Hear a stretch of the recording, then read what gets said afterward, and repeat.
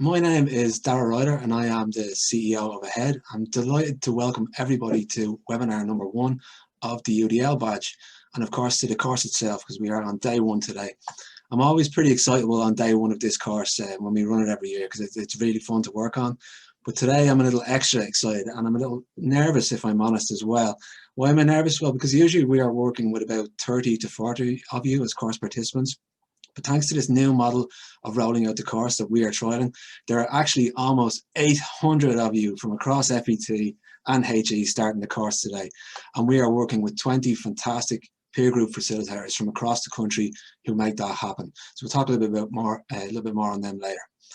So it's big and it's exciting, but it's also new to us. So I would ask that you go easy on us if there are a few teething problems here and there. We promise we'll sort them ASAP. So stay in touch with your peer group facilitator, or if you have any questions or issues, or directly with us if there's technical problems and we can get you fixed up. So before we start, just a little bit of housekeeping.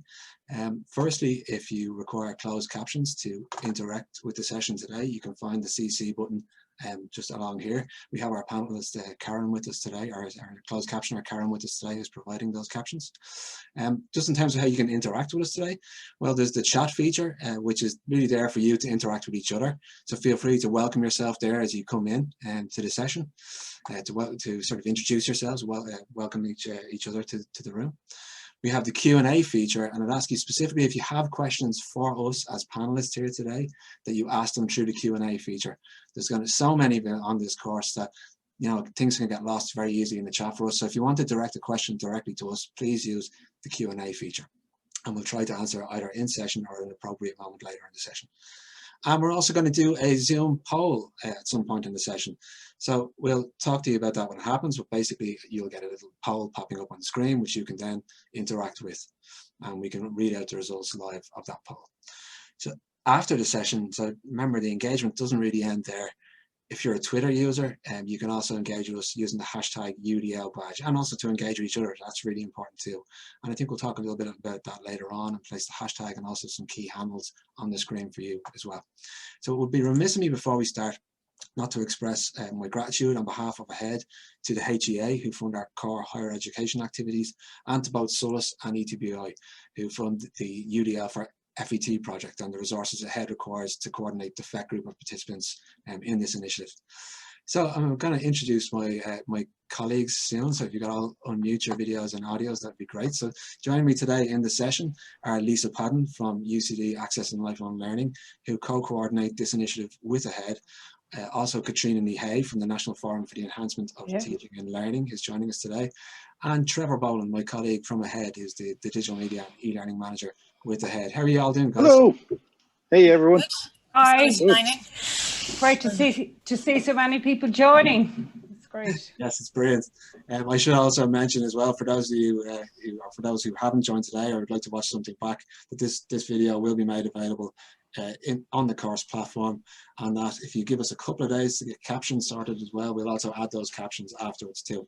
How are you guys all doing coping with lockdown with level 3 here in Dublin? I know, our Dublin colleagues here are level 3, and the rest of you are sort of anyway in constant minor lockdown. How are you all coping? Well, at least the sun is shining, Darragh. Be optimistic and positive about it. Much worse when it's raining, as it was yesterday. And I'm lucky to live in Wicklow, just over the border, so we escaped. Oh, okay. Well, I'm convinced my dog created COVID, because he seems to be enjoying the quality time 24/7. Yeah, my cat is the same. He's getting far too used to me as every whim. In fact, he might actually pop up behind us at some point here during the session today. What do you think? Will we get started, guys? I think Katrina, if you want to just get ready and share your slides, please. So we're going to start the session first, before we get into the details and the orientation of the badge, with a little bit of context about where this badge sits in relation to the National Forum's Open Access course program, and also the PD framework. So if you want to take it away, Katrina. Okay, thanks very much, Darragh. I'm sharing there now, am I? Is that's working? Yep. Great. Okay, lovely. Thanks very much, Darragh, and also to the whole UDL team, Trevor and Lisa, for inviting me along today on behalf of the National Forum to speak to you briefly. So as Dara said, my name is Katrina Nihay, and I've recently joined the National Forum on the Professional Development team. And I just want to explain to you where your badge that you're taking today has come from, really. So the National Forum undertook a consultative process right across the higher education sector on professional development, and in September 2016 they published the National Forum's Professional Development Framework. And this framework has 5 main tenets to it. So the first considers the types of professional development activities that are available to you. So these include things like structured activities or unstructured activities. So today you're undertaking a UDL badge, which is a structured PD activity. There's also types of learning like new learning or consolidated learning. So maybe UDL is completely new for you today, or maybe you're consolidating information. So all different types of learning are included in the framework. There are 5 domains under which the different elements of or the different types of professional development can occur. And I'm going to come back to those domains in a minute because they're important for you in understanding your badge. The framework then has a set of values associated with it, and these values are things like inclusivity, collaboration, learner-centeredness, authenticity, and so on. And the whole framework itself is underpinned by a cycle of reflection, evidence-based reflection. So you as educators reflect back on your practice and enact change. And along the way, you take some elements of professional development to help you enact that change. So you can find more about the Professional Development Framework on our website, but there's also a link to it on your Moodle homepage, which I think Trevor might point out to you later on, but it's available there for you. So just to get back to the domains themselves, as I said, there are 5 domains involved where professional development can occur. And I suppose the first and the central thing is to think about yourself and the values that you individually bring to your teaching and learning activities. The second domain then is around professional identity. So that's, you know, what the particular values are for your particular profession. So for example, if you're an engineer or a nurse, you'll have a different set of values that you bring. The third domain is around professional communication, how you communicate with your students, with your peers, with other educators, and developing skills in that area. The fourth domain examines or is about professional development for your professional knowledge. So again, going back to whether you're an engineer or a nurse, maybe you're learning, you need extra develop your skills in maths or in medical practices and so on.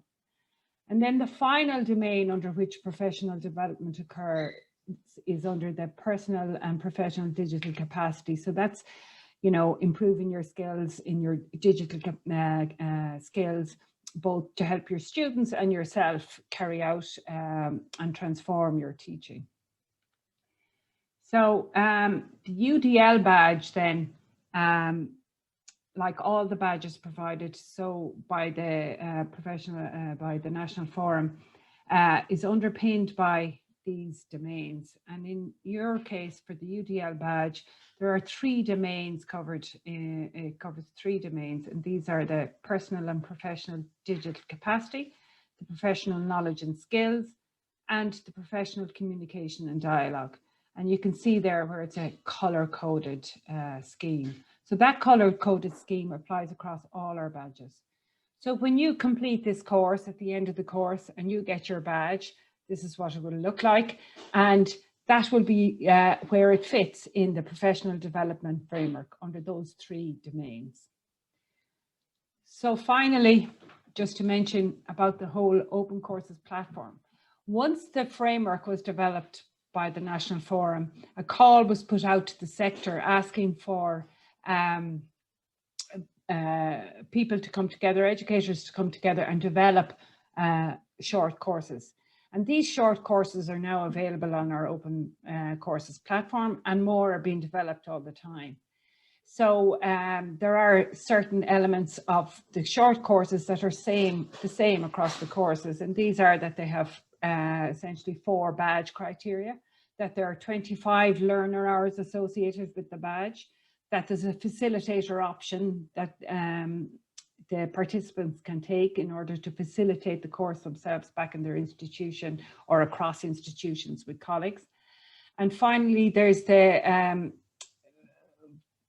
element of how the course can be presented. So there's 3 options. It can either be a self-study course, a facilitated online course like this particular one here that you're doing, the UDL, or back in the day, or hopefully in the future, a face-to-face facilitated course. So you can see a list of the courses that are currently available on our website. And as you can see here on the screen there, I have 3 of the badges there, and you can see the different color coding scheme here indicating the various domains that are available. So I just want to reiterate to thank Dara for inviting me along, and the team, Lisa and Trevor, and I'm looking forward to today's webinar, and I wish you all the best of luck. All right. Thanks a million, Katrina. That was great, and I think it's really useful to put the badge into that national context and into, I suppose, the ongoing, like the one thing I love about the framework is the PD framework is that it gives you that ability to see where you're at, you know, to see which, you know, which courses have fit which different domains, and then it really helps you to identify that place where you can progress. Yeah, exactly, and to identify those areas under those domains where you actually require your professional development. Yeah, absolutely, very useful framework. Yeah. Right, well, thanks a million. Just as 1 or 2 questions, kind of technical questions coming in. So I should have said at the start that this is a Zoom webinar. So a lot of people probably would have engaged with Zoom meetings maybe in their practice. And typically in Zoom meetings, every participant would have both their video and audio on. So you can see, obviously, with a course with 800 participants, that becomes probably not very manageable. So this is actually a Zoom webinar. So only the panelists have video and audio like that. And the main interaction happens both in the chat and the Q&A and in the polling features. So just clarifying that for everyone in the room.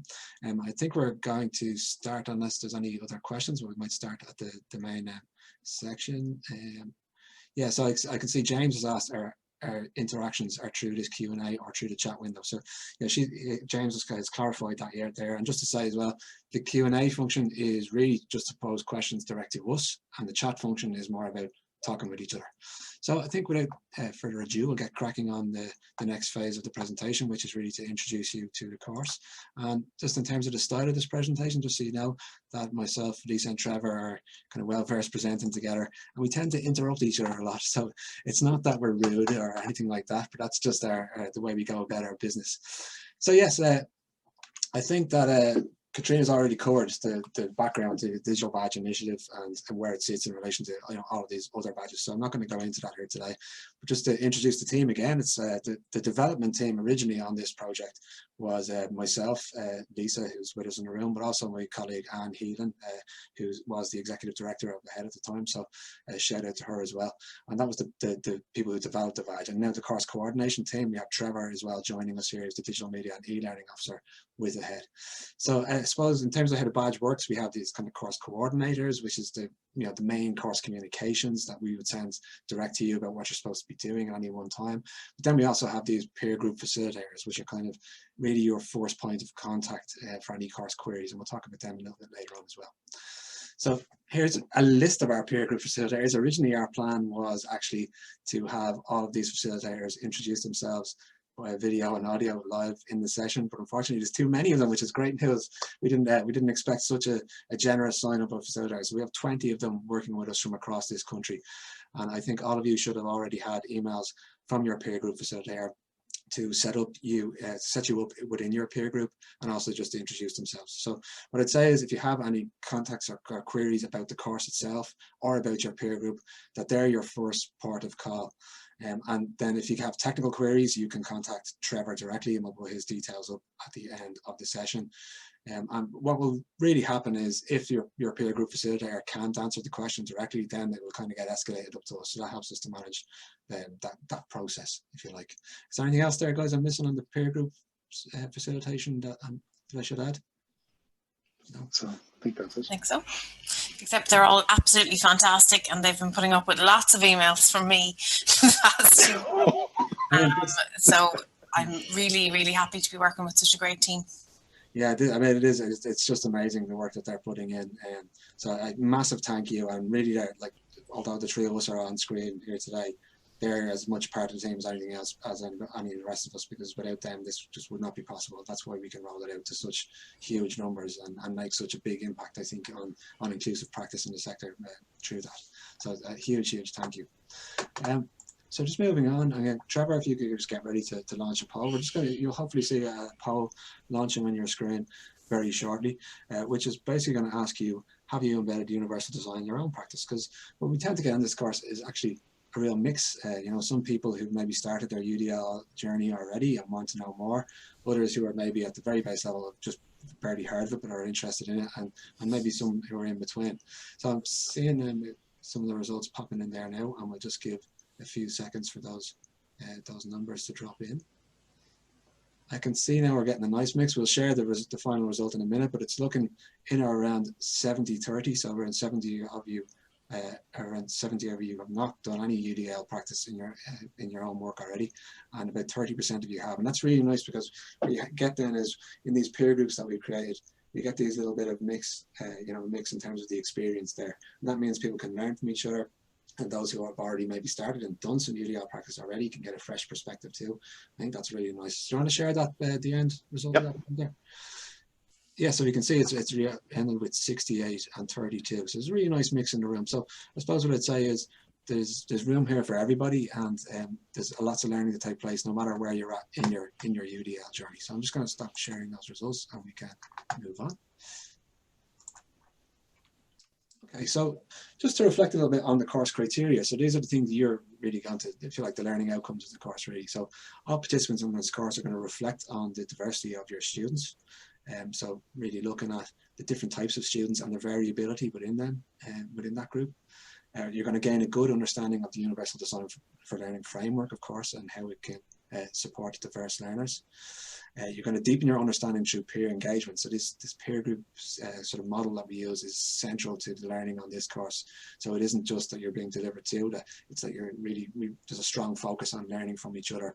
And I suppose unpicking the learning that you're receiving through the course together, and building on that as you go through the course. You're going to redesign some elements of your teaching and learning practice based on what you've learned within the course. And you're going to consider kind of heading into the future more broadly, how you're going to change your practice into the future in line with a UDL approach. So the course structure, so the key elements that take place on this course are how you interact with the course.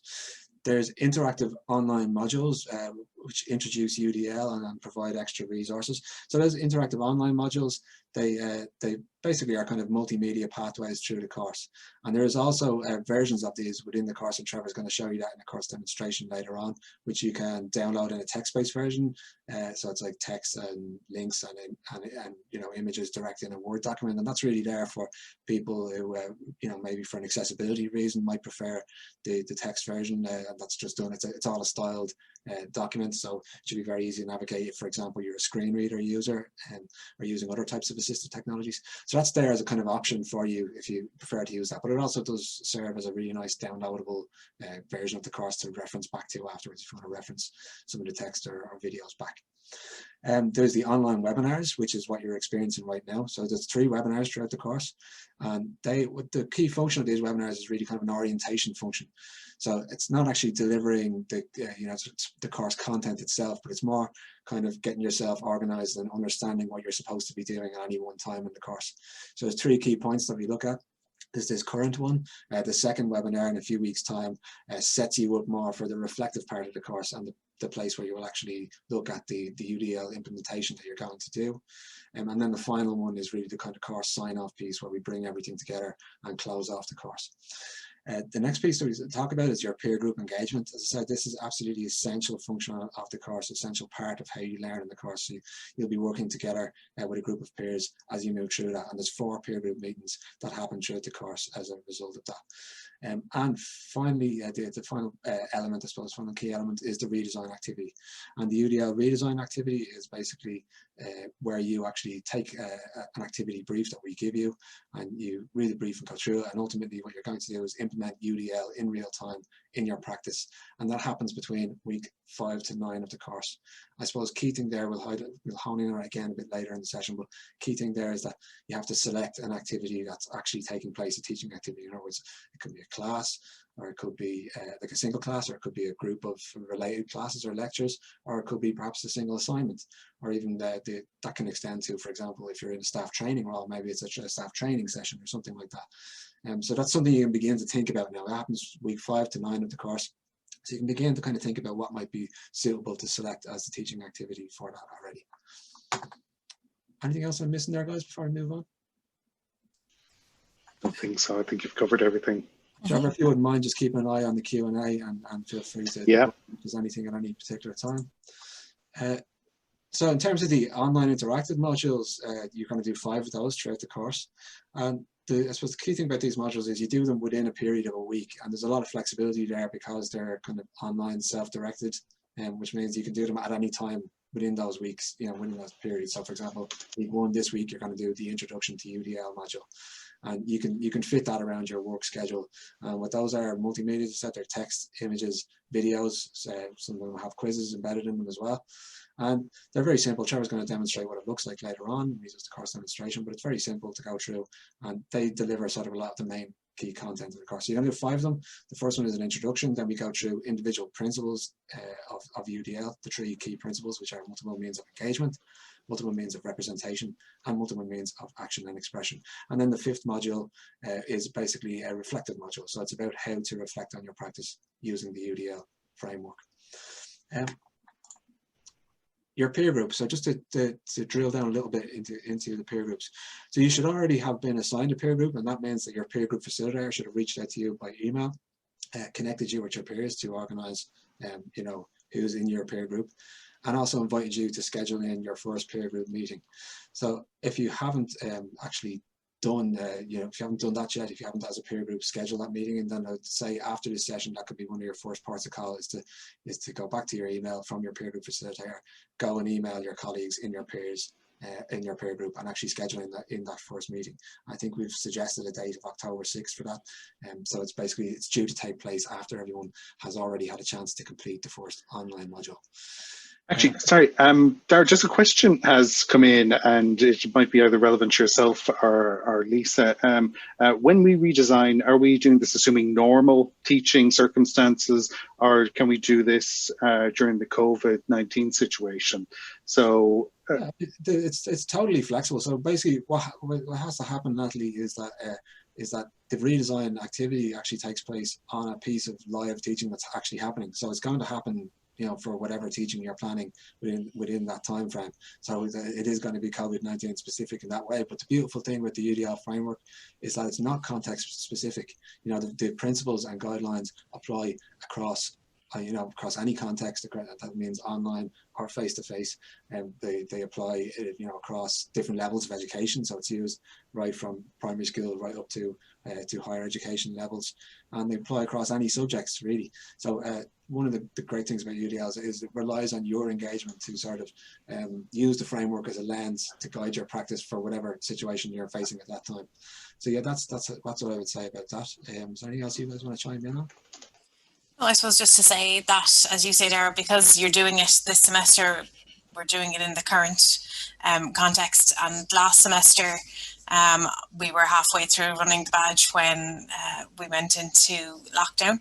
And lots of people, the participants did some really successful redesigns in their context. And I would say that the flexibility that's at the core of UDL really assists in terms of how we think about what we're doing at the moment with having to kind of change things rapidly. So I'm just going to, I know there's one or two other questions in there. I'm just going to finish the piece on peer group, and I might address them just as Trevor's getting ready to do the online demonstration. So we'll be with you shortly on those questions. So just again, to come back to the peer group. So how you engage with your peers. So you're going to engage with your peers through 4 scheduled meetings. So those are online meetings, online video call type meetings. In terms of the platform you use, there is a platform that's built directly into the course itself, and it's called Big Blue Button. Again, Trevor's going to demonstrate that, and we've set that up for your groups so that when you click those button links at any time, you actually go into a meeting room that's just for you. Now, I would say that that's kind of a fallback place to have the meeting, and you are absolutely free to use, for example, Zoom or Teams, and you just need to agree that within your group that if you do want to use Zoom, if somebody has a full account and people are more familiar with it, that you can go and schedule in a meeting, and that someone in the group takes responsibility for that. But Big Blue Button is there, and it means you don't have to have an account or anything else, and it's there for video meetings. The one thing I would say about Big Button is the one drawback of it is that it doesn't have screen sharing functionality, so you can't share presentations or documents within there. But you can also engage with your peers outside of the official meeting, so via email. So you all have your email contacts, hopefully from your peer group facilitator already. Within those meetings that we referenced, that we've scheduled them in, or we've suggested the dates that we have done, and hopefully those dates are clear from the emails from your peer group facilitator. If not, you can see in the course key dates and schedule, which is on the course platform itself. You can find our suggested dates in there. But we've scheduled them at key points during the course, the way the course flows, and we've also provided discussion points for each of those meetings, which will kind of structure the meeting for you, so that you have a guide to what you should be discussing, and I suppose a chance to maybe have a think about the meeting in advance and do any preparation that you need to. One key thing about your peer group, it says don't disappear. So we've already obviously scheduled all of these peer groups, so stay in contact and keep engaged.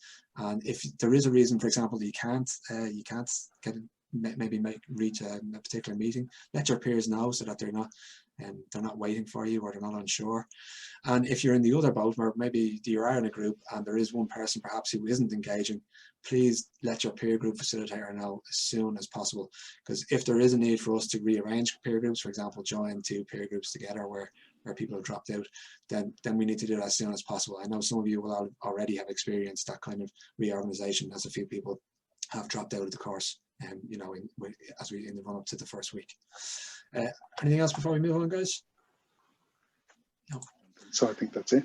Yeah, so we're just going to, Trevor, if you could get yourself ready to share there, I might just address 1 or 2 of these questions, or if you could start sharing your screen. So some of the questions that have come in. Sorry, just scrolling down. Kevin is asking about Big Blue Button, the platform, and whether it can be used at any time, or if it's preset, but it can be used at any time, Dara, isn't that right? Yeah, it can be used at any time within your peer group. So basically, we've set suggested times and dates for these meetings, but it's up to you as a peer group collectively to agree, a schedule roughly in and around the times we've suggested, and that button will work anytime. So Trevor will kind of roughly demonstrate it when we go to the course demonstration here now in a second. But basically, anytime you press that button in the back end of Moodle, that's putting everyone in your group who has clicked the button at the same time into the room, and it means it's blocked off, so that if you're in Group A, then Group B presses the button, they go to a different place. That's just for them, and that's all set up in the back end of Moodle. Brilliant. So can you see my screen? We can see your screen there, no problem. Brilliant. There's just 1 or 2 more before we go on. Yep. So with regards to the peer group meetings, how many people are in each peer group on average? So on average, we usually start the peer groups with 4. Now sometimes with the rearrangement, there can be somewhere between 3 and 5. Yeah, that's right. Things. But your peer group facilitator, you should already hopefully have the email from your peer group facilitator, Des, which should tell you who's in your group already. And if that hasn't happened, please do reach out to us to let us know. I see Caroline has just asked there if there's set guidelines and agendas for the peer group meetings, and we have we've got suggested discussion points for each of your peer group meetings, so you can find that on the course platform. Yeah, and I know there's 1 or 2 that were answered in text, but I think it'd be in text. We answered them directly in text on the thing, but I think it'd be worth raising them here. So Laura had asked, would you know the average time that needs to be dedicated for each weekly module? So within the course platform itself, Trevor can show when we go down, there's actually a kind of an estimated time on each of the activities there within that. So you should be able to just kind of build your schedule here. And it's also within the course schedule itself. There's a downloadable course schedule, which is at the very top of the platform, and you can download it in a PDF format, which again gives you an estimated time. I would say it's estimated because, you know, people learn at different paces. Some people like to go back on things, and maybe some people like to spend a little bit more time and on different issues, maybe rewatch a video here or there. So they are estimations. Yeah, okay. I think we're probably ready to go to the demonstration, Trevor. So if you want to take over. Brilliant. Okay, well, hello everyone. So I might have been in touch with some people already about usernames and passwords. So if that's the case, hello, great to see you again. So one query that's been coming up a little bit is about resetting passwords and changing your passwords when you do get to log in. So the first thing that you do is you just click up here where it has your login profile picture. And when you click on that, you just click on profile. And then this will take you to a green cog that you'll see here, and you can click on the second option, which is for changing your password. And it's easy peasy. When you find it, then you just click, you have your current password, which we've emailed out, and then your just insert your new password twice and make it something memorable and just keep it noted somewhere. But if issues do arise, just get in contact with me. Okay, so I'll just exit that. So there's about 8 blocks altogether within the course. So in the first block that you should see here, it's just really, it's just sort of like the oracle of the course. So it really has loads of questions and answers about what's the UDL badge course about, just technical questions that can arise. So for example, here there's a section called Webinar Online Meeting Tech Test. When you click into that, that'll open a web page within the Moodle course, and you'll see that various questions are asked, especially just this one. The big blue button one seems to be creating a few questions. So big blue button, there's no need to make an account like what Dara said already. There's a few big blue button links throughout, so I'll just show that when I go into the next block. But big blue button is basically like a feature that when you click on it, all your course, all your group can click on that button at around the same time and all meet each other online. And we've tried it. It's really a nice feature. So I'll show you that in just a second. So the course schedule is there, the accessible download versions of the modules. So like Dara said, those accessible Word documents, should you just want an alternative way of getting the content. In terms of the peer group meetings, so the big blue button, here we go. So when you just click into it, there's a very simple button, join the session. So you would have pre-arranged a time with everyone in your group to meet up. So when you click join the session, it should open up a screen. It's a little bit slow on mine, but this is the first stage of it. So if you want to speak to your group, which I'm guessing you do, make sure you press the microphone button. When you click the microphone, a little pop-up window may appear up here, basically asking your browser to give it permission to access your microphone. So please do give it permission. And in order for big blue button to know that you're there, you need to speak. It needs to detect your voice. So if you just chat away to yourself, it will detect your voice, and then this window will appear. So you just click yes. And now you're in the chat, which is really nice. There's a little section where you can share notes and copy and paste notes to each other throughout. So even though you can't share your screen, at least you can copy and paste notes in. And then this section, which is the welcome to big blue button, you can reduce that. Sorry there, I can't quite see it, but I have 2 screens, one overlapping the other. So yeah, there's a way, basically there's a wee minimize your button in the corner, and you can just minimize that and get rid of it, because it's kind of confusing because it makes it look like you have to log in where it says bigbluebutton.org at the bottom, but that's actually just a screen that sits on Big Blue Button almost like as a background. So you can just minimize that when you're in your meeting, and it means it won't bother you. Brilliant. Okay, and then if I just go back to my course, we'll see that there's just Trevor, sorry, just before you jump out, yeah, you have to go back in there, but just to say, yeah, when you're using that, Trevor mentioned, like when you click in first, if it, say for example, if you're using Chrome, just keep an eye, because Chrome is going to ask you to allow it to use your microphone. So it's basically like the browser will say, do you allow this site to use your microphone? And it'll do the same thing for your video. So just keep an eye. If you know, for some reason it looks like you're not getting in, just have a look for a notification. It usually appears, for example, on Chrome in the top left, but it might be somewhere else on another browser. So just to highlight that as well. Brilliant. Okay, and then there's a survey that Katrina mentioned from the Teaching and Learning Forum. So it would be great if all the participants could just access this survey. So it's just there. So UDL Participant Pre-Course Survey is really a great way of helping us to improve the course and to gauge yourselves as well. So I think Katrina as well is going to come in later on and give a bit more context as to that evaluation. So we just want to highlight it here now so that you know where it is on the course homepage. Great. And then I'm just going to briefly show one block. So that week one block that has loads of features then that are common throughout some of the other modules. So the webinar 1, introduction and orientation. So each of the webinars have a little section explaining themselves. So when I click in, we'll see that here is a link to the this webinar that we're in now. And in the other 2 blocks where there'll be webinars, there'll also be a link to the Zoom meetings there.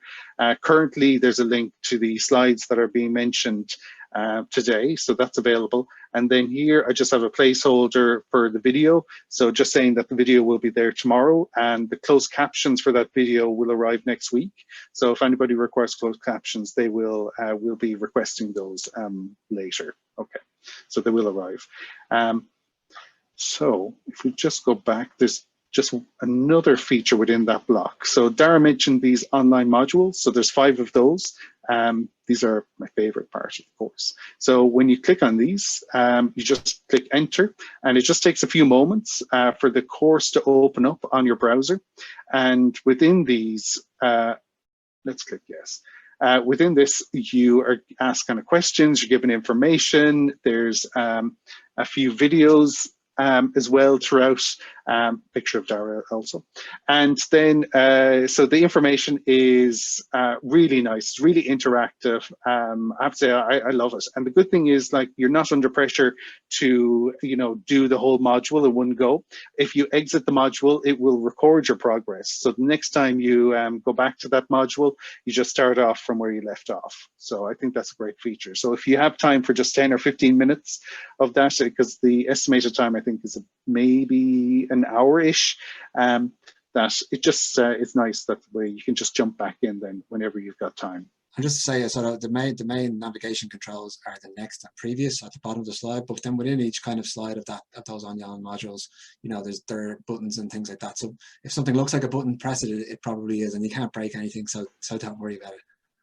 Okay, and then so here we have our first peer group meeting online. So this section, when you click in, it first of all has a link to something Lisa mentioned earlier about that discussion points document, just to kind of help guide that conversation. Also just mentions the proposed times and dates for the follow-up kind of sessions as well. So, and there we go.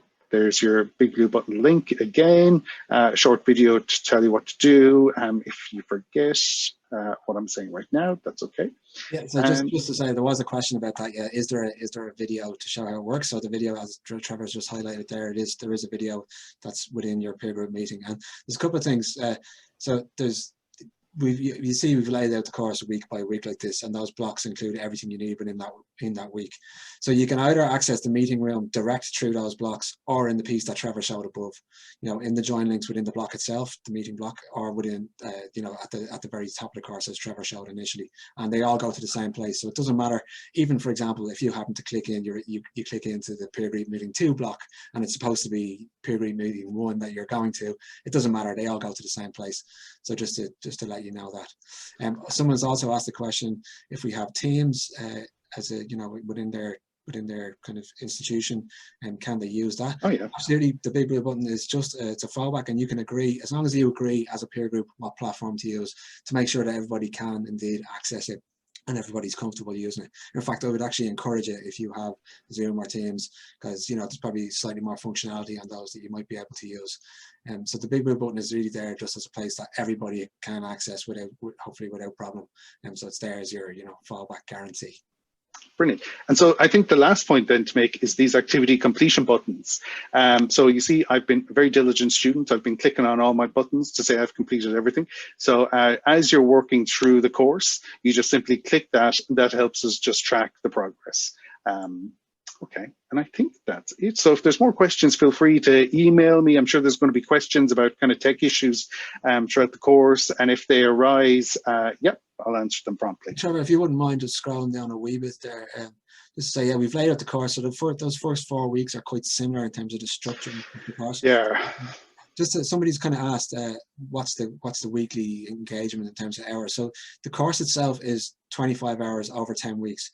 We say it as approximately 2.5 hours per week, but there is estimated times on each of the different activities, which you can actually, you can see underneath each activity. So that will kind of hopefully help you to schedule your own, your own practice around that. And just to say, most of the blocks are kind of fairly similar in structure, except for when we get to this week 5 to 9 block. And that's where I suppose the course goes into a more self-directed mode, where you're going off and actually doing your UDL implementation. So during that period, there's a lot of work where you're planning the implementation yourself, you're doing it. You won't be doing a lot of direct engagement with regards to modules or anything like that. And that's why we have the week 5 to 9 in one single block. So the redesign activity brief is there, and the second webinar will go much more into detail about the redesign activity brief, so you don't have to worry too much about it now, other than thinking maybe about the type of teaching activity you might look at. But yeah, that's there. And within that week, one of the main opportunities to engage with us, I suppose, is through the weekly drop-in sessions. Now, Lisa's going to talk a little bit more about them lately, but just to say that the access link for those weekly drop-in sessions is there. It's the third piece there. Trevor, if you wouldn't mind highlighting it there. It's the third piece in that block. So basically what those weekly drop-ins are, they're 1 hour sessions that are hosted by a mixture of the course coordination team and some of the peer group facilitators. And when you drop in there, you can basically ask questions about your redesign. You can maybe use it as a bounce board session for brainstorming, etc. So Lisa will talk a little bit more about them, but I just wanted to highlight that. Somebody has asked something about the redesign activity while we're in that block there. Sorry, let me just scroll. Oh yeah, it might be the 2 exemplars. All right, you can maybe go and talk about them while I'm finding that question. Oh yeah, well, basically there's 2 types of way you can submit, and that's a written report and also a video submission as well. So to kind of take the vagueness out of what these can be, those 2 exemplars are really nice examples, and they're definitely a great way to kind of explore the kind of possible outcomes of your assignments as well. So I think they're really nice. And as I said, you don't have to worry too much about that yet, because we're going to go in much more detail in the next webinar. So in terms of what's expected as you would have the redesign activity. So just a couple of questions. Kevin has asked, does the facilitator sit in on the peer group meeting, or is it just us? So it's just you guys. The facilitator is there really to help you organize, to make you keep you on track, and to see if there are any problems in the group, you can kind of raise issues to your peer group facilitator. So they'll be engaging with you, dropping you in to remind you of when your next peer group meeting is, or making sure that peer group meetings have taken place, that kind of thing. And they also as well, they'll be there during those weekly drop-ins, and one of them will be, or a few of them will be there at each of those drop-in sessions to kind of help, I suppose, support the UDL redesign activity piece. Another question that's come in is, it came up on the summer course. I think she's referring to the UDL for that summer skill there, perhaps, that sometimes assessments cannot be done in the UDL way. For example, when an assignment is a 1,200 word essay, I want to use my redesign activity for this assignment by using UDL as the teaching method instead. I think that's what Sarah is saying there, is that if there is a requirement within the course, the curriculum itself, actually a requirement to make the format an essay, you know, what is it okay instead to use the teaching activity? So yes, absolutely, you can choose whatever you want to focus on. So it could be, for example, a single class that you find, maybe it's a class that's quite difficult for students that often you get a lot of questions after, and you could use that as the source, you know, the teaching practice within that class alone, or you could use a group of related classes. So it could be 2 or 3 classes that are all on a similar topic, and you could use those as your focus, or you could pick a single assignment. So what I say is keep it manageable. You know, it's quite a small window to do, and don't try to do everything at once. But I think Lisa again is going to maybe hone back in on that. Yeah, this is just to say, while you might not be able to change the format of an assessment, and we know that's the case for a lot of people, there's other ways to look at it. I mean, if you're finding the students are finding that particular assignment difficult, maybe look at how you're structuring, how you teach the student how to write an essay, talking them through the rubric, giving them some examples. So what we don't want you to feel kind of limited on any element, even though there might be some part that you can't change. There are other aspects that you can look at as well. Absolutely, great advice. Is there anything on the platform, Trevor, before we finish up and go to this? There's the final section when the attendees are kind of peer reviewing each other's work and that, but that's a little bit more down the road. But sorry, Cheryl, before you kill your share, just there was a question: where is the pre-course questionnaire? So can you just re-highlight that for Michael? Yeah, definitely. So it's within the first block. And it is, so when you come in, that's the very top of the course. You just scroll down a little bit and you're still within this first block, and it's the last activity in the first block. Okay. So there's just 1 or 2 questions about, I think, pre-course questions around. So Michael has asked about, he said he cannot enroll himself. So I think, Michael, perhaps you haven't received the enrollment details properly. So I've just marked your name down and we'll be in touch with you after the course. And the same also for another J King. J King, if you're there, could you give us your full name, please, into the chat or the question, and we'll engage with you afterwards, making sure you have set up and have access. Okay, Lisa, do you want to maybe begin your share? And while you're doing that, I'll just check if we have any other questions. Okay, Trevor, if you could kill your share, please. Yep.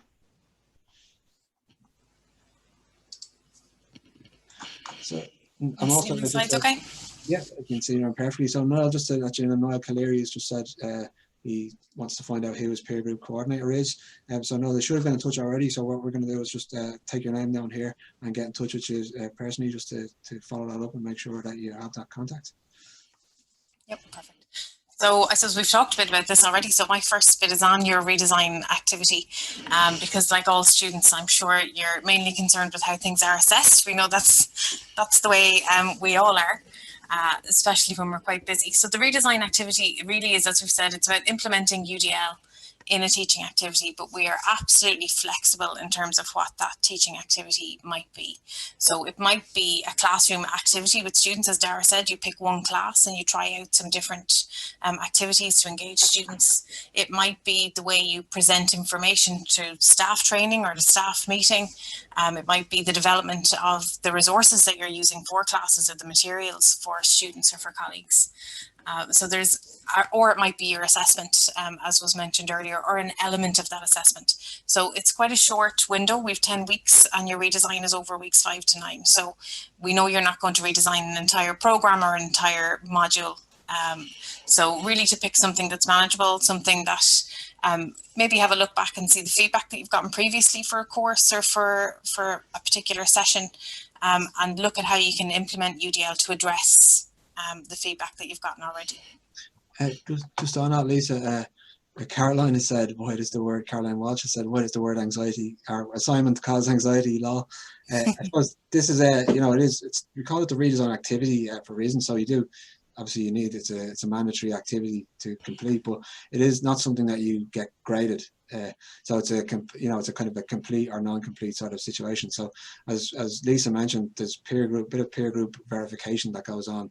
So in your final peer group meeting, what will happen is you'll all share your redesign activities with each other.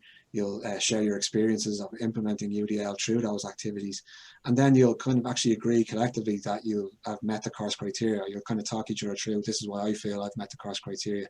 And then we as course coordinators, we use a range of data points, then that being one of them, to kind of assess your course completion. So when I say, you know, it's not, assignment is probably a heavy word for this, because you're not going to get graded. Nobody's going to tell you that you've failed the assignment. If you've engaged with it in the spirit of the course and your peers feel that you've undertaken that UDL implementation, then that's what it's really about.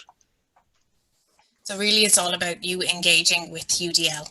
So you'll be doing your online modules, which Trevor showed you, and the peer group verification isn't about you saying whether the other person has done good or bad UDL.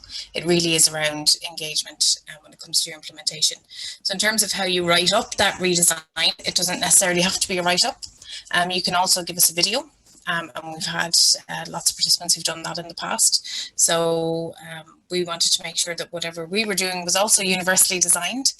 So we wanted to build in flexibility for your report as well. So you can either fill in the template in terms of typing it up, or you can create a video. So is there anything else on the redesign activity that we want to mention at this point? As Dara said, we're going to go into it in a lot more depth in the next webinar. Yeah, I think because we go into it in such depth next webinar, I don't think there's anything too much more to say at this stage. We can kind of, I suppose, talk you through a little bit the different options with regards to the video or text option and what's required in each. So Dara had mentioned the drop-in sessions as well. So they're on between weeks 5 to 9. So that's when you're doing your redesign. So they're 1 to 2 on Thursdays, and all the dates are up there on the course platform. So you can come in, you can ask anything about UDL, you can get advice on your redesign. That's quite frequently how they would have been used in the past, where somebody has an idea and they just want to bounce it off either one of us as course coordinators, or your peer group facilitators will also be there on one of the weeks as well. So that's via Zoom. So you'll come in and you'll be put into a breakout room with either myself or one of the peer group facilitators, and we can have a chat about your redesign or answer any of the questions that you have at that stage. So this is a good way for you to, I suppose, connect with us, to address any of those concerns or queries that you might have around, you know, is this redesign big enough, or am I doing it the right way?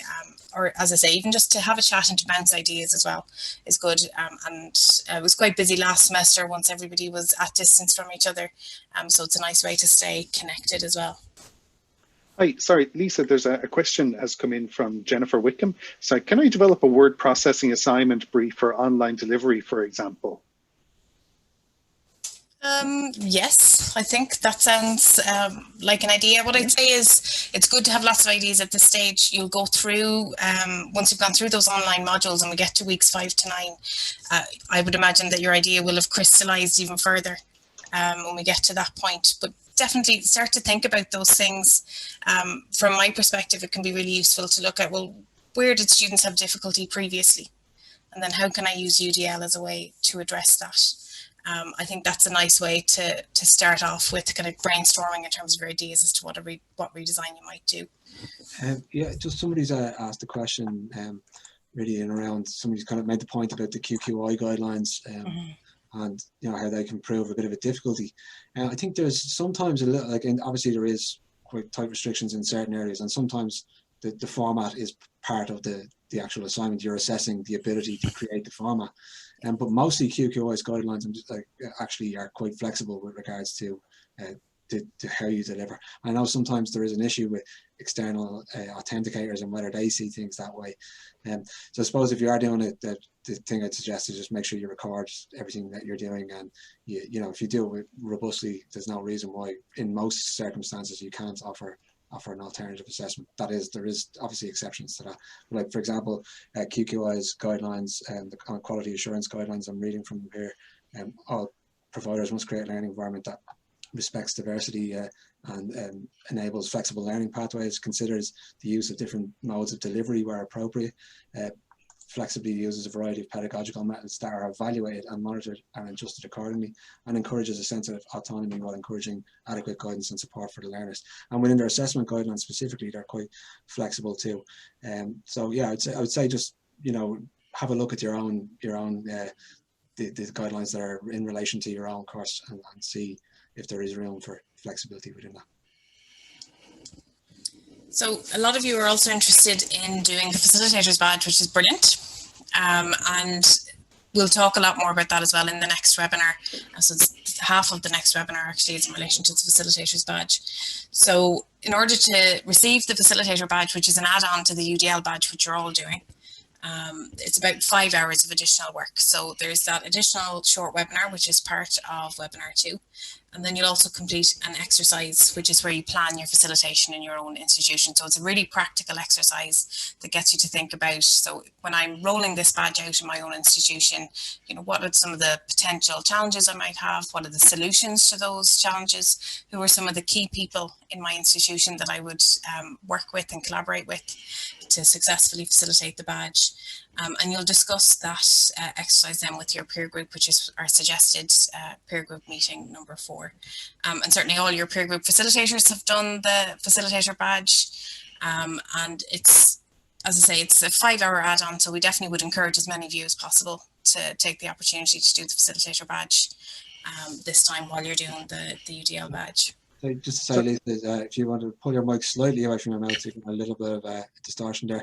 Just on that, yeah. So just to give some context as well, as to when Katrina mentioned that this is part of the Open Access Course Initiative, all of the courses on that initiative have the materials available through Creative Commons. In other words, anybody who has a facilitator's badge for that course can actually go and roll it out in their own institution. And if they are an accredited facilitator, by doing this 5-hour add-on, they can actually issue the badges themselves to their colleagues on completion of it. So that's what Lisa's referring to. And when we mentioned before, these 20 peer group facilitators across the country, all of those are previously trained badge facilitators. In other words, they did the 5-hour add-on themselves in one of our previous courses. And I suppose the great thing is you don't have to make the decision now. That's something that it's optional, and it's not something that you have to necessarily even tell us that you're clocking into. It's at the time we'll go through the webinar, the second webinar, we'll lay out what's in front of you. If you choose to do it, you can go and do the activity, which is mostly a self-directed activity, and then you can come in, you can talk about it with your peers at the end. And once you then submit that activity through us, that gives us what we need to assess the completion for the facilitator's badge. Brilliant. And sorry, Lisa, there's just a question. One person, Lorraine, is mentioning, I would be very interested in designing an activity for implementation in semester 2. So I'm not, so we do ask that during the badge that you do actually do the implementation. So during weeks 5 to 9. I mean, you could also absolutely delighted for you to plan further implementation in semester 2, but we ask for the redesign activity that you do complete it during the window of this particular rollout of the badge. Just see, there's a question from Sharon about the redesign activity as well. She asks, will it be necessary to provide student feedback? So what we ask is, if it's possible to get students' feedback on your activity, your redesign activity, that's welcome. We realise that that's not always possible in such a short time frame, and what we class as student feedback is very different. So for example, it could be, if you're delivering a Zoom lecture, for example, it could be a Zoom poll, something that's very simple just to get reaction. So what I'd suggest is, for example, if you're doing that in class, then you describe to the students the changes that you've made as a result of your activity, and you ask for feedback on them. So something as simple as that can be classed as feedback, but it's not a mandatory part. We realise that it's not always possible to do that in such a short window of time, especially on things like assessments and stuff like that, where you might have to wait till after the assessment is fully complete. Absolutely. So just some other important information, and Dara and Trevor will be much more knowledgeable on this than me. But so for the online modules, you will require an up-to-date browser, and I think Trevor mentioned this already. And you'll need speakers or headphones because there's audio for quite a bit of that material. And as Dara said, all the content is licensed under Creative Commons, which means that you can use it in your own institutions as well. Did you want to add anything on the technical requirements there, Trevor or Dara? Not really. I think you've mentioned everything there. Yeah, just like the microphone, like a headset, it would be key, especially whether you're using Teams or you're going to use the big blue button. And actually, just a question came in just about Chrome. Someone can't see the tick boxes for the UDL course in Chrome. So my piece of advice is kind of like, make sure your browsers are up to date as well, because I just noticed sometimes with Chrome there can be a little kind of red button kind of in the top right hand corner. So just make sure your browsers are up to date as well. That might cause an issue. Okay. Thanks, Trevor. So you'll have noticed we've been on Twitter a little bit already in relation to the badge, and I've seen some of you on there as well, which is fantastic. So what we're asking you to do is, after this session, to go on Twitter and let people know that you've started the badge, and tell us all what you're looking forward to over the next 10 weeks. So there's a couple of hashtags. The main one to use is hashtag UDL badge. You can also use hashtag UDL, and we'd ask that you tag @Ahead Ireland, @UCD for All, and @ForumTL. And just as well to mention that tonight on Twitter between 8 and 8:30 there is udlchat.ie, so hashtag udlchat.ie, where people from all over Ireland get together to have a chat about a few different questions on universal design for learning. So it's a nice way to connect with other people who are interested in UDL and see what other people are doing around Ireland as well. And I know Dara has a challenge for you as well in relation to Twitter. Yeah, so I suppose what I'd like you to do, as Nisa mentioned, is if you are a Twitter user, Twitter is a fantastic professional development tool, and it's particularly active in the UDL space. So if you're interested in UDL, joining Twitter and following those hashtags is excellent. But I'm conscious that the model here is that you're mainly going to be engaging with your peer groups directly. But there's ways that we can engage with each other as a wider community, all 800 of us doing the badge here. So what I'd like you to do is to go onto Twitter if you are a Twitter user. I'd like you to post to say that you're looking forward to the badge, and whatever it is that maybe what about the badge that you're looking forward to, and I'd like you to include those hashtags, hashtag UDL badge, hashtag UDL, and ideally if you can tag @Ahead Ireland, @UCD for All, and @ForumTL, that would be great. But I also want you to, if possible, post an image of something. So that could be an image of yourself at the computer, if it could be an image of maybe a screenshot of the course platform. And just in thinking about UDL, one of the things we think about is multiple means of representation. So when we post images, we should recognize that there's a cohort of people who can't access them. So those with visual impairments, for example, can't access those images directly. But what they can do is access them if you provide image descriptions. And I'm not sure if people are aware of this, but on Twitter, you can actually add what's called alternative text or an image description to your images as you post them. And that means that the average user doesn't see them unless they need them. But users who use screen reading software, as a visually impaired person would, can actually access a description of the image. So they know they're not left in limbo. They're not seeing something that they know is an image but don't know what's in it. So you can describe it for them. And in terms of how you do that, I'm going to drop a little link into the chat here now. So that's part of your activity, and we'll leave the chat open for about 10 minutes after the whole session is complete, so you can access that link if you want it. I'm just going to post that link now. Yes, so one thing then to finish off your challenge is to actually click on the UDL badge hashtag when you're in Twitter, and just follow a whole bunch of people there that will be doing the course with you. You'll very quickly find that by following all these other people who are interested in and engaging with UDL, you'll learn a lot very quickly, because people are sharing ideas, they're sharing links, using the UDL badge hashtag and the UDL hashtag itself. So that's your challenge to do. As I said, it's not a mandatory part of the course. If you're not a Twitter user, that's absolutely fine, and your social media is not for you, that's absolutely fine. But this is just a really nice way to keep the engagement flowing. Thanks, Derek. So just finally then, it's around if you have any questions, or we will provide support. So we have Trevor's email address there for any technical queries, and obviously for any other type of support and all the things we've talked about. So in terms of if somebody maybe isn't engaging in a group, or you're no longer able to continue the course, definitely contact your peer group facilitator. And I know all the peer group facilitators have already been in touch with all of their groups.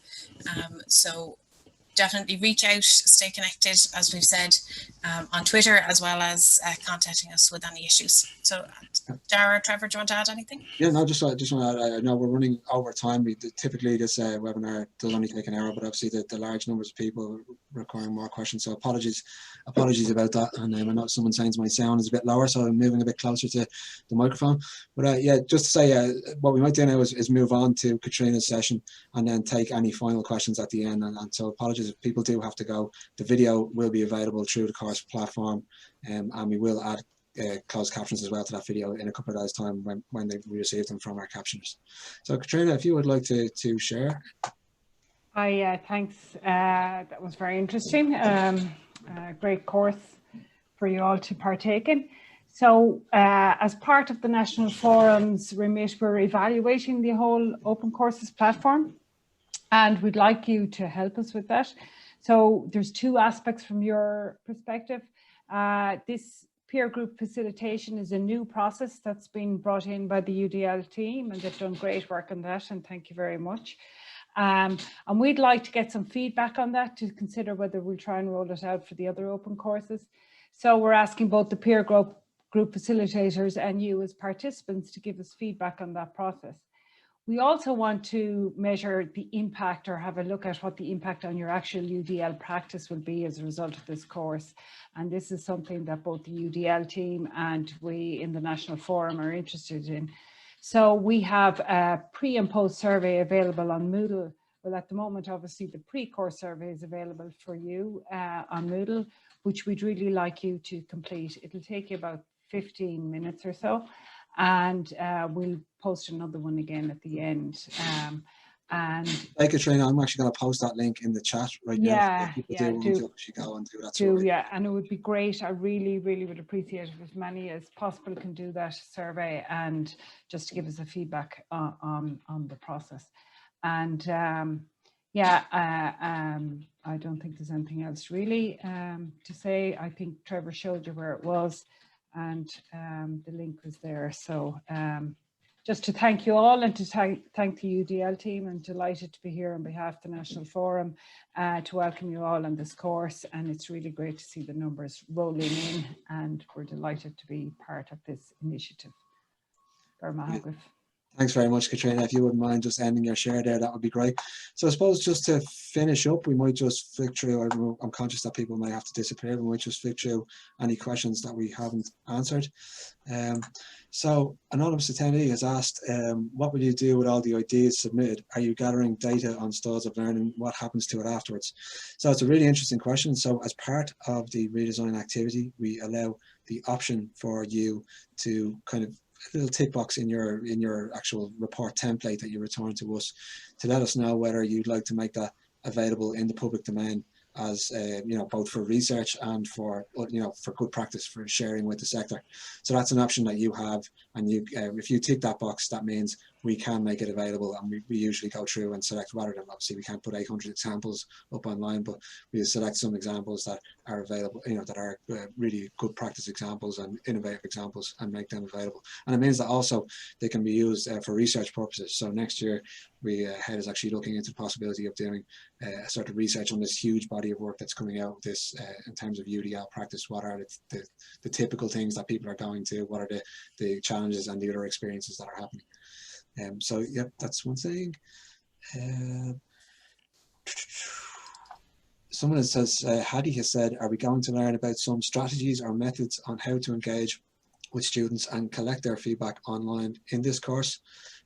What I'd say, Hattie, is that UDL will help you to develop strategies to engage with students in any context. Actually, that's really the purpose of it. So you might not get a lot of for example, platform specific advice on how to do X, Y, Z on Teams, because we're not in a position to do that. There's so many different platforms and that, but rather it'll give you a lot of kind of key information on how to provide options for engagement for students, and the principle of multiple means of engagement being one of the key principles of UDL.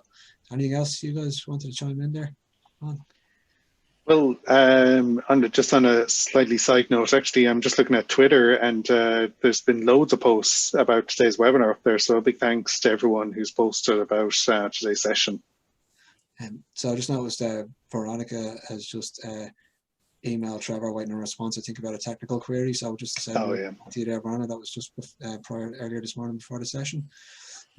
So Shona has asked, is the chat about UDL you mentioned actually via Twitter? What time? So I think it's 8 to 8:30. Is that what you said, Lisa? Yes, it is via Twitter. I typed in an answer as well. So yeah, it's 8 to 8:30 on Twitter. Anybody who hasn't been to a UDL chat before, what happens is the moderator of the chat uses the hashtag to post questions, and then you respond to those questions, and you kind of follow the hashtag as it goes, and you can respond to your fellow peers as well about their answers to the questions. So that's typically how a UDL chat works, or a Twitter chat works, should I say. Michelle has asked here, can I base my project on class teaching as opposed to an assessment for learners? Absolutely, Michelle, you can base it on any teaching activity at all that you do. So it could be class teaching itself, it could be a particular assessment or assignment. It could also be in non-COVID times, we do things like, for example, you know, group field work, you know, if you want to take a field trip and add UDL options into how you do that. So there's lots of different ways, and we're very flexible about that teaching activity. So you have to really decide based on your own context and what's the right thing to select. And I think as you learn about UDL for the next few weeks, the selection process might become a bit clearer for you about what's a good thing to select. We'd often recommend, as Lisa said, starting with what we call kind of roadblocks, typical things for students. Maybe you get asked 100 questions about a particular topic every year. It seems to be difficult for the students to internalize it, and that's often a good place to start. Okay, I'm going to start with the class that focuses on that topic, and I'm going to add UDL options into that class. Is there anything else, guys? I'm just trying to flick through here. See Jennifer's comment there to say that due to COVID, they can't hold exams. So development of assessments is what she's thinking of, which is great. And I mean, in terms of UCD as well, we saw no more exams in the big Word Yes exam hall. So a lot of thought going into alternative assessments and continuous assessments instead.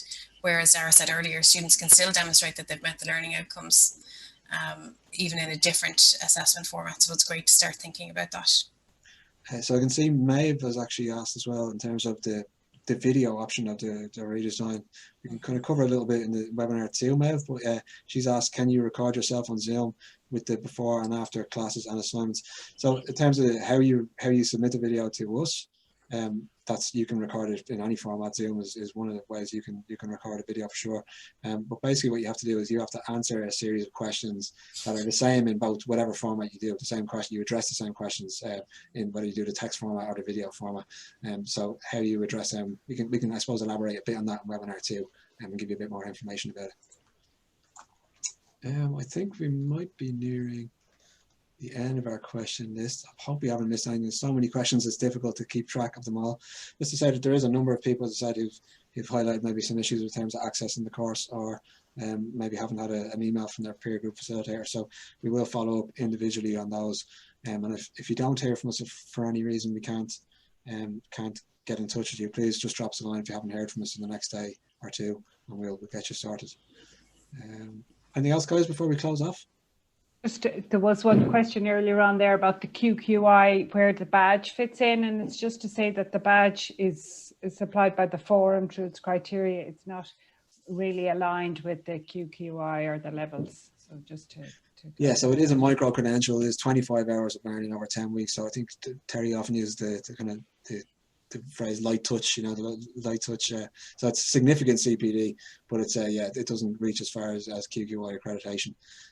But we hope that's a really, I think, enriching experience, because if you look back at some of the UDL examples that you'll see within this course from previous students, it can actually be quite significant change that you can achieve by engaging with the course. So I think one of the final things before we sign off is just to say, have some bloody fun with it, because you engage with peers over the next 10 weeks. You get a great chance to really get to know some other people working in the sector, interested in the same topics that you are. So have some fun with it and enjoy it. And yeah, we hope it's an enjoyable experience for all.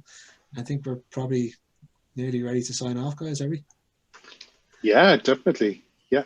What we might do is just to say thank you, everybody, and goodbye. And the four of us might just mute our video and audio and just leave the chat open for a little while in case people do want to before we kill the session. So thanks a million, guys, and I hope you enjoy the course. And thanks to Lisa, Trevor, Katrina, and as well to our amazing peer group facilitators, who many of them are out there in the room, and we'll be engaging with you all over the coming weeks. Thanks a million. Take care. Thanks, bye-bye. Everyone. Thank you.